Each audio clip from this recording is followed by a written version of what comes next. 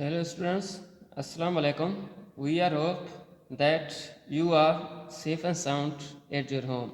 So we started lecture on introduction to physics, science and branches of physics.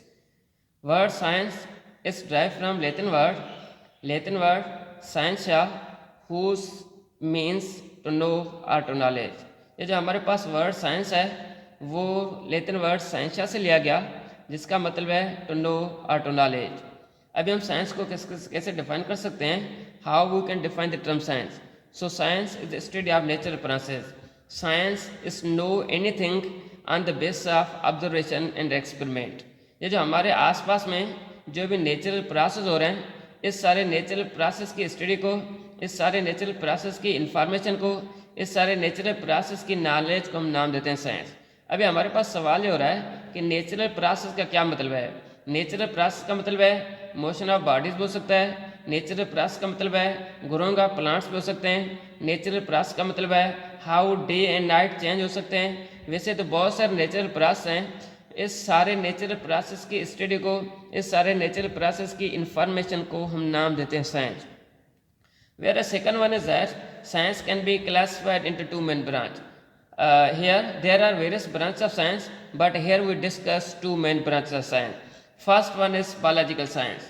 Biological science science का वो branch है जिसमें हम specially life की properties, life के बिहेवियर के बारे में स्टडी करेंगे। और बायोलॉजिकल साइंस में हमारे पास जो स्पेशली सब्जेक्ट इन्वॉल्व हैं वो बायोलॉजी भी हो गया, बॉटनी में हो गया और जूलॉजी भी हो गया। Means biology, botany, zoology, microbiology, ये सारे बायोलॉजिकल साइंस के ब्रांच हैं। उसके बाद हमारे पास है फिजिकल साइंस है। फिजिकल साइंस साइंस का वो ब्रांच है जिसमें हम स्पेशली नॉन लिविंग थिंग्स के बारे में स्टडी लेंगे। Means study of non living things are known as physical science. ये जो हमारे पास फिजिकल साइंस है, फिजिकल साइंस में सब्जेक्ट कौन से इन्वॉल्व हैं। फिजिकल साइंस में हमारे पास जो सब्जेक्ट इन्वॉल्व हैं वो आप लोग का केमिस्ट्री हो गया, फिजिक्स हो गया और मैथमेटिक्स हो गया। Means physics, chemistry and mathematics are the branch of physical science. उसके बाद हमारे पास फिजिक्स है कि ये जो हमारे पास वर्ड फिजिक्स है वो ग्रीक लेटर फिजिका से लिया गया, जिसका मतलब ये है मीन नॉलेज ऑफ नेचर। ये जो हमारे पास वर्ड फिजिक्स है ये दूसरे ग्रीक लेटर फिजिको से लिया गया, जिसका मतलब ये नेचर है। मीन्स ये जो हमारे पास ग्रीक लेटर्स हैं ये ग्रीक लेटर्स तो डिफरेंट हैं, मगर हर एक ग्रीक लेटर्स का जो हमारे पास मीनिंग है वो सेम है। Means the word physics is derive from the Greek word physika which means knowledge of nature, and other writer it was informed us that the word physics is derived from physicos, which means nature. So how we can define the term physics? So physics is the study of matter, energy and the relationship. Means matter, energy और इन दोनों के बीच में जो relationship है, इसकी relationship को हम नाम देते हैं फिजिक्स। अभी हमारे पास सवाल ये हो रहा है कि ये जो हमारे पास है म्यूचुअल रिलेशनशिप का क्या मतलब है। म्यूचुअल रिलेशनशिप का मतलब ये है, म्यूचुअल हमारे पास सवाल हो रहा है ये जो हमारे पास म्यूचुअल रिलेशनशिप है इसका क्या मतलब है। म्यूचुअल रिलेशनशिप का मतलब ये है combined study of matter energy. Matter और एनर्जी की कॉम्बिनेशन स्टडी को हम नाम देते हैं म्यूचुअल रिलेशनशिप। म्यूचुअल रिलेशनशिप का मतलब ये है combination of matter and energy. Matter और एनर्जी की दोनों की कॉम्बिनेशन इंफॉर्मेशन को, दोनों की कॉम्बिनेशन नॉलेज को हम नाम देते हैं म्यूचुअल रिलेशनशिप। उसके बाद हमारे पास सवाल हो रहा है ये जो हमारे पास वर्ड फिजिक्स है ये एक एक्सपेरिमेंटल साइंस है। हमें ये करें अगर हम फिजिक्स में एक्सपेरिमेंटल साइंस को ऐड नहीं करेंगे, ये जो हमारे पास टर्म फिजिक्स है वो इनकम्प्लीट रह जाएगा। Means physics is the experimental science. If we do not add the experimental science the physics, then the physics will become incomplete. उसके बाद हमारे पास फिजिक्स के कुछ टर्म्स हैं, जैसे हमारे पास मैटर हो गया। मैटर को हम कैसे डिफाइन कर सकते हैं, how we can define the term matter, anything which has mass and occupy space. वो चीज़ जिसको मास होगा और ऑक्यूपाई स्पेस करेगा इसको हम नाम देते हैं मैटर। मैटर में ये जो हमारे पास सारा जो यूनिवर्स है वो सारा मैटर है। वैसे तो बहुत सारे इसके एग्जांपल हैं, जैसे बुक हो गया, चेयर होगा, पेन होगा, ये सारे मैटर्स के एग्जांपल हैं। उसके बाद हमारे पास है मास है। मास को हम कैसे डिफाइन कर सकते हैं, quantity of matter present in a body is called mass. Mass को किसी भी चीज़ में जो मैटर का मिकदार मौजूद है इसको हम नाम देते हैं मास। जबकि हमारे पास जो मास का सिंबल है वो स्मॉल m है, जबकि इस मास का जो यूनिट है वो kg है। मास को हम फिजिकल बैलेंस के लिहाज से मेजर कर सकते हैं। मीन्स फिजिकल बैलेंस वो डिवाइस है जिसके लिहाज से हम किसी भी ऑब्जेक्ट की मास को मेजर कर सकते हैं। उसके बाद हमारे पास फोर्थ नंबर जो है एनर्जी है। एनर्जी को हम कैसे डिफाइन कर सकते हैं? एनर्जी हम ability of to do work, means किसी बॉडी में जो एबिलिटी है, किसी ऑब्जेक्ट में जो कैपेसिटी है जिसके लिहाज से वो काम कर सकता है, इसकी एबिलिटी को जिसके लिहाज से वो काम कर सकता है, इस ऑब्जेक्ट की कैपेसिटी को हम नाम देते हैं एनर्जी। उसके बाद हमारे पास है फॉर्म ऑफ एनर्जी।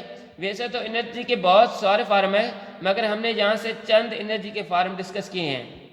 सबसे पहले हमारे पास है साउंड एनर्जी, सेकंड नंबर हमारे पास है heat energy, electrical energy, mechanical energy and electromagnetic wave हैं। वैसे तो हमारे पास एनर्जी के बहुत सारे फॉर्म हैं, मगर हमने यहाँ से एनर्जी के बहुत जो है 5 फॉर्म ऑफ एनर्जी को एक्सप्लेन किए हैं। उसके बाद हमारे पास है एग्जाम्पल ऑफ फिजिक्स है इन आवर डेली लाइफ कि उसके बाद हमारे पास जो है कि एग्जाम्पल ऑफ फिजिक्स है इन आवर डेली लाइफ कि हमारे पास सवाल ये हो रहा है कि हम फिजिक्स में डेली लाइफ में एग्जाम्पल कैसे डिफाइन कर सकते हैं। मीन्स जो हमने जो कहा था, ये जो हमारे पास मैटर और एनर्जी है, इन दोनों की हमारे पास जो म्यूचुअल रिलेशनशिप है, इसकी हमारे पास जो एग्जाम्पल है वो हम एग्जाम्पल कहाँ से लेंगे? मीन्स हमें कैसे पता चलेगा कि ये जो हमारे पास मैटर है वो एनर्जी में कैसे कन्वर्ट हो रहा और जो हमारे पास एनर्जी है वो मैटर में कैसे कन्वर्ट हो रहा। सो सबसे पहले हमारे पास एग्जाम्पल नंबर 1 है in the daily life how matter can be converted into energy. ये जो हमारे पास मैटर है वो एनर्जी में कैसे कन्वर्ट हो रहा है, ये हमें कैसा पता चलेगा? आप लोगों ने तो देखा होगा बर्निंग का वुड, आप लोगों ने ये देखा होगा अपने एनवायरनमेंट में, अपने घर में जब को लकड़ी को हम फायर लगा रहे हैं या हीट सप्लाई कर रहे हैं, और इस हीट सप्लाई करने के लिहाज से, फायर सप्लाई करने की वजह से ये जो हमारे पास वुड है वो बर्न हो रहा है। इसकी बर्निंग की वजह से हमारे इस एनवायरनमेंट में एक तो हमारे पास हीट एनर्जी प्रोड्यूस हो रहा है और दूसरा हमारे पास लाइट एनर्जी प्रोड्यूस हो रहा है। इसका मतलब ये है, ये जो बात हमारे पास वुड है या लकड़ी है वो है तो मैटर, और इस मैटर को हमने 2 एनर्जी में तकसीम कर लिया। 2 एनर्जी में हमने जो इसको जो है चेंज कर लिया, कन्वर्ट कर लिया। एक कौन सा है? एक तो हमारे पास हीट एनर्जी बन गया और दूसरा हमारे पास लाइट एनर्जी बन गया। मीन्स हमारे पास जो मैटर था, मैटर को हमने एनर्जी के 2 फॉर्म में कन्वर्ट कर लिया। एक कौन सा है? एक हीट एनर्जी प्रोड्यूस हुआ और दूसरा जो हमारे पास है लाइट एनर्जी प्रोड्यूस हुआ। उसके बाद हमारे पास सवाल हो रहा है कि हमें कैसे पता चलेगा कि ये जो हमारे पास एनर्जी है इसको हम मैटर में कन्वर्ट कर सकते हैं। जी हाँ, हम एनर्जी को भी मैटर में कन्वर्ट कर सकते हैं। सो ये जो हमारे पास एनर्जी को हम मैटर में कन्वर्ट कर सकते हैं, इसका जो हमारे पास कन्वर्सेशन है वो सिंपल नहीं है डेली लाइफ में। So it's conversion is not simple in the daily life but it is impossible. ये जो हमारे पास डेली लाइफ में है एनर्जी को मैटर में कन्वर्ट कर सकें, ये तो हमारे पास डेली लाइफ में इसकी एग्जाम्पल इम्पॉसिबल है, बट इस example is possible in the world of physics. मगर हम फिजिक्स के दुनिया के लिहाज से हम एनर्जी को मैटर में कन्वर्ट कर सकते हैं, ये सिंपल है। अभी सवाल हो रहा है कि वो कौन से प्रोसेस हैं, वो कौन से फिनोमेना हैं जिसके लिहाज से हम एनर्जी को मैटर में कन्वर्ट कर सकते हैं। सबसे पहले हमारे पास है पेयर प्रोडक्शन है। पेयर प्रोडक्शन फिजिक्स का वो टॉपिक है जिसमें हम स्पेशली एनर्जी को मैटर में कन्वर्ट कर सकते हैं। Means pair production the process in which we convert the energy into matter. Means process in which energy can be converted into matter are known as pair production. Pair production physics का वो branch है जिसमें हम specially energy को matter में आसान से convert कर सकते हैं। उसके बाद हमारे पास दूसरा नंबर ये एग्जांपल है कि ये जो हमारे पास पेयर प्रोडक्शन वो प्रोसेस है जिसमें होता क्या है, हमारे पास जो हाई एनर्जी फोटॉन्स होते हैं, हाई एनर्जी फोटॉन्स को हम 2 एनर्जीज में 2 मैटर्स में तकसीम करते हैं, कन्वर्टेड करते हैं। एक हमारे पास क्या बनता है, इलेक्ट्रॉन बन जाता है, और दूसरा हमारे पास पॉजिट्रॉन बन जाता है। मीन्स हमारे पास एनर्जी है, हाई एनर्जी फोटॉन्स है, इसको हमने मैटर में कन्वर्ट कर लिया। कौन से मैटर में कन्वर्ट कर लिया?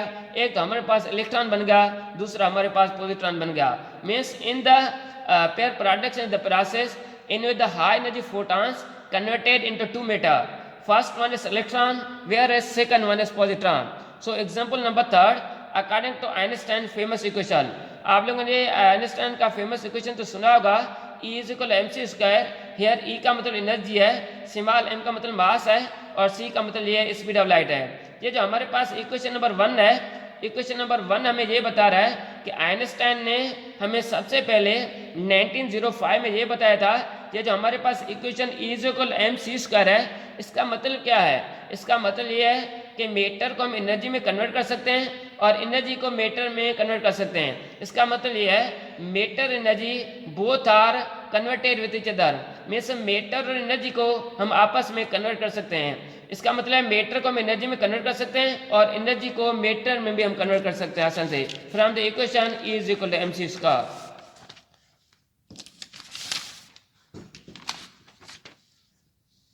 उसके बाद हमारे पास है ब्रांच ऑफ फिजिक्स हैं कि हम फिजिक्स की ब्रांचेस को कैसे डिफाइन कर सकते हैं, means how we can define the branches of physics. सबसे पहले हमारे पास है मैकेनिक्स है।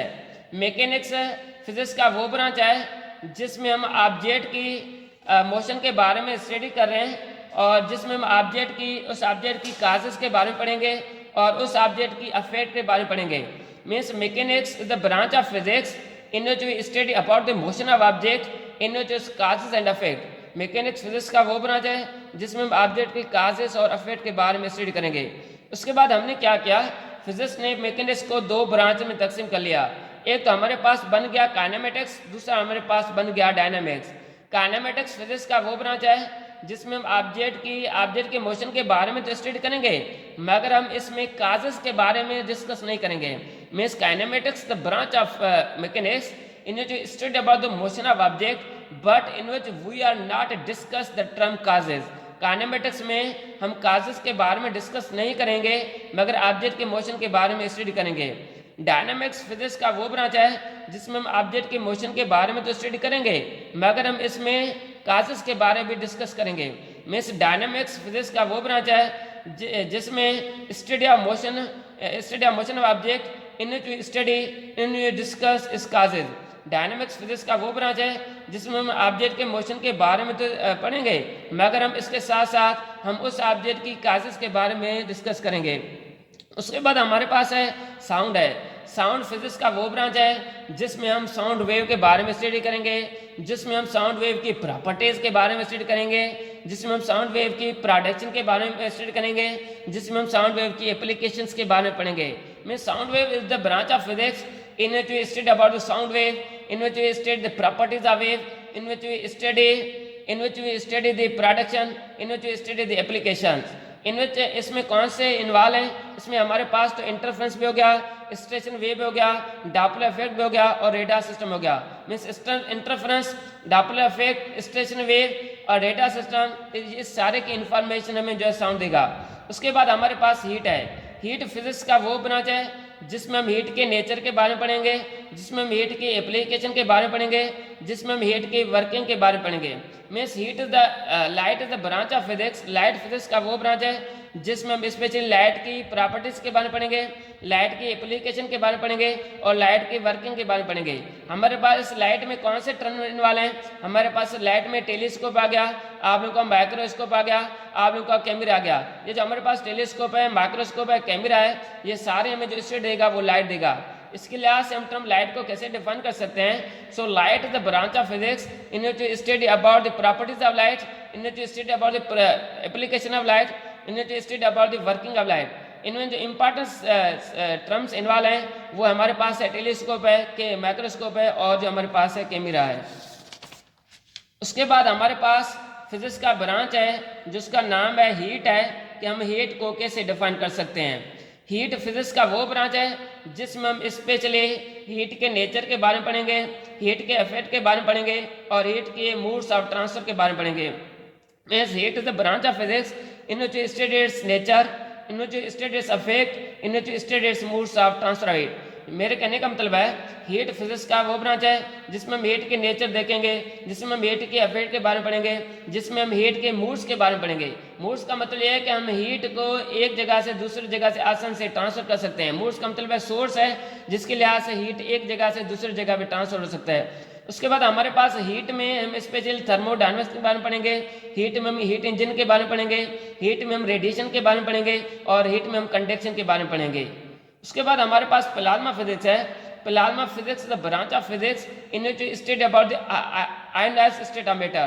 प्लाज्मा फिजिक्स का वो ब्रांच है जिसमें मैटर की आयनाइज्ड स्टेट के बारे में स्टडी करेंगे।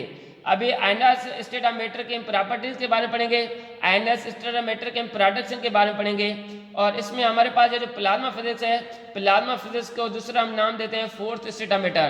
प्लाज्मा फिजिक्स को फोर्थ स्टेट ऑफ मैटर भी कहा जाता है और इसका हमारे पास जो बेस्ट एग्जाम्पल है वो है प्लाज्मा बल्ब है। उसके बाद हमारे पास सॉलिड स्टेट फिजिक्स है। Solid state physics the branch of physics in which we study about the structure and properties of matter in the solid form. Solid state physics का वो ब्रांच है जिसमें हम मैटर के बारे में पढ़ेंगे, मगर उस मैटर की प्रॉपर्टी पढ़ेंगे और इस मैटर की हम स्पेशली स्ट्रक्चर भी पढ़ेंगे, मगर वो जो हमारे पास मैटर होगा वो सॉलिड के फॉर्म में होगा।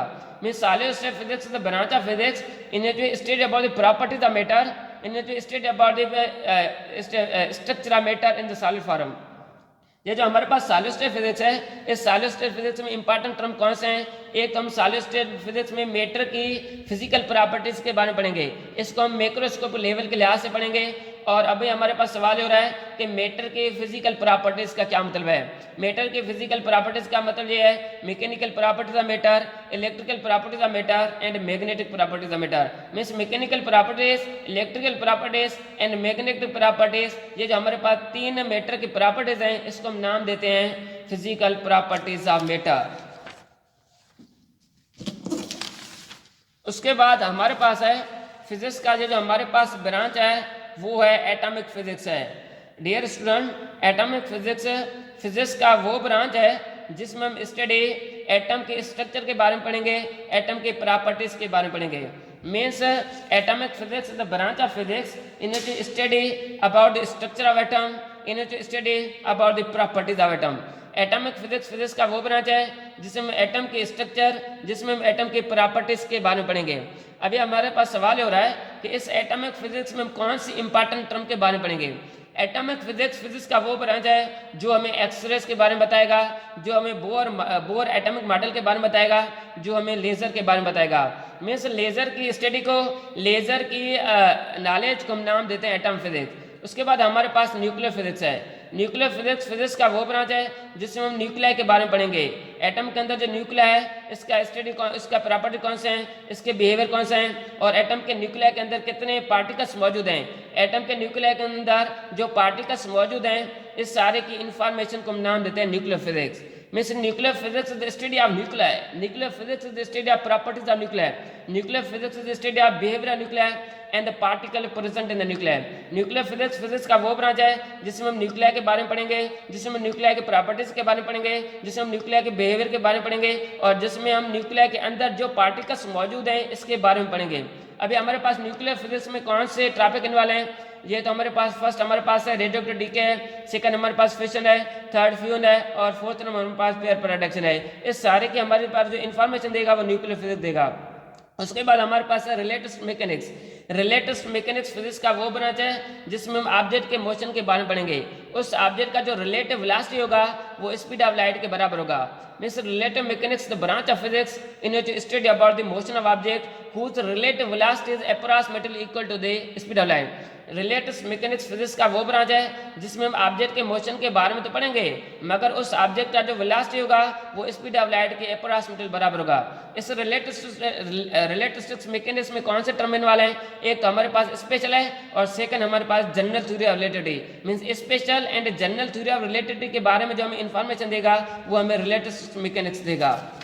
उसके बाद हमारे पास है फिजिक्स का ब्रांच है वो है एस्ट्रोफिजिक्स। एस्ट्रोफिजिक्स फिजिक्स का वो ब्रांच है जिसमें हम स्पेशली यूनिवर्स के बारे में पढ़ेंगे, मगर हम यूनिवर्स के बारे में तो पढ़ेंगे, इसमें हम जो लॉज यूज करेंगे वो फिजिक्स और केमिस्ट्री के यूज करेंगे। Means astrophysics the branch of physics in which we study about the universe in which by applying the laws of physics and chemistry. इस एस्ट्रोफिजिक्स में हम सोलर सिस्टम के बारे में पढ़ेंगे, इस एस्ट्रोफिजिक्स में हम गैलेक्सीज के बारे में पढ़ेंगे, और इस एस्ट्रोफिजिक्स में हम स्पेशली ब्लैक होल्स के बारे में पढ़ेंगे। मींस सोलर सिस्टम, गैलेक्सीज और ब्लैक होल्स के बारे में जो हमें इंफॉर्मेशन देगा वो एस्ट्रोफिजिक्स देगा। अभी हमारे पास है बायोफिजिक्स। बायोफिजिक्स फिजिक्स का वो ब्रांच है जिसमें हम जो है बायोलॉजिकल प्रोसेस के बारे में पढ़ेंगे, और स्पेशली हमारे पास बायोलॉजिकल प्रोसेस में इसमें जो इंपॉर्टेंट जो टर्म इन्वॉल्व हैं वो हमारे पास है मेडिकल इंस्ट्रूमेंट है और इन्वेंशन ऑफ न्यू टेक्नोलॉजी है। उसके बाद हमारे पास जियोफिजिक्स है। जियोफिजिक्स फिजिक्स का वो ब्रांच है जिसमें हम अर्थ की इंटरनल और एक्सटर्नल स्ट्रक्चर के बारे में पढ़ेंगे। अर्थ की इंटरनल और अर्थ की एक्सटर्नल स्ट्रक्चर को हम नाम देते हैं जियोफिजिक्स। उसके बाद हमारे पास है जियोफिजिक्स स्पेशली वेदर के बारे में बताएगा। जियोफिजिक्स हमें विंड के बारे में बताएगा। जियोफिजिक्स हमें अर्थक्वेक के बारे में बताएगा। Means geophysics is the study of internal plus external structure of earth. Earth की इंटरनल और अर्थ की एक्सटर्नल स्ट्रक्चर को हम नाम देते हैं जियोफिजिक्स। और इस जियोफिजिक्स के बारे में कौन से टर्म के बारे में पढ़ेंगे?